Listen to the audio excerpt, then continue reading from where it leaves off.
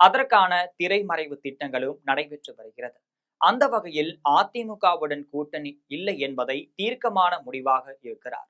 காரணம், முதலமைச்சர் பதவி எடப்பாடிக்கா விஜய்க்கா என்ற கேள்வி எழுந்திருக்கிறது. இதே சமயம் தற்பொழுது சில அரசியல் தலைவர்கள் உள்ளொன்று வைத்தும் மற்றொன்று பேசுவதில் கில்லாடியாக இருந்து வருகிறார்கள்.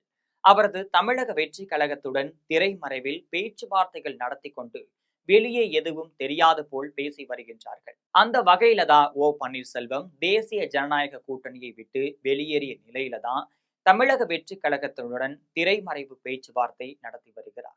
விஜயுடன் கூட்டணி குறித்து அவரிடம் கேட்டபோது, எதிர்காலத்தில் எது வேண்டுமானாலும் நடக்கலாம், நல்லதே நடக்கும் என்று தெரிவித்திருக்கிறார். இதேபோல் டிடிவி தினகரனும் தமிழக வெற்றி கழகத்துடன் பேச்சுவார்த்தை நடத்தி வருகிறார்.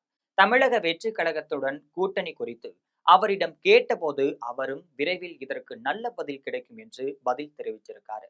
இதற்கிடையே புதிய தமிழகம் கட்சியின் தலைவராக இருக்கக்கூடிய கிருஷ்ணசாமி மனம் திறந்து பேச இருக்கிறார். அவர் கூட்டணி ஆட்சி என்கின்ற வகையில தான் விஜயுடன் புதிய தமிழகம் கூட்டணி சேர்வதை நாங்கள் பரிசீலனை செய்வோம் என்று தெரிவித்திருக்கிறார். இதே போல பிரேமலதா விஜயகாந்த் தலைமையிலான தேமுதிக தமிழக வெற்றி கழகத்துடன் திரைமறைவு பேச்சுவார்த்தை நடத்தி வருகிறது. ஒரே சமயத்தில் திமுகவுடன் பேச்சுவார்த்தை நடத்தி வரும் பிரேமலதா விஜயகாந்த் தேமுதிகவிற்கு அதிக தொகுதிகளை கேட்டு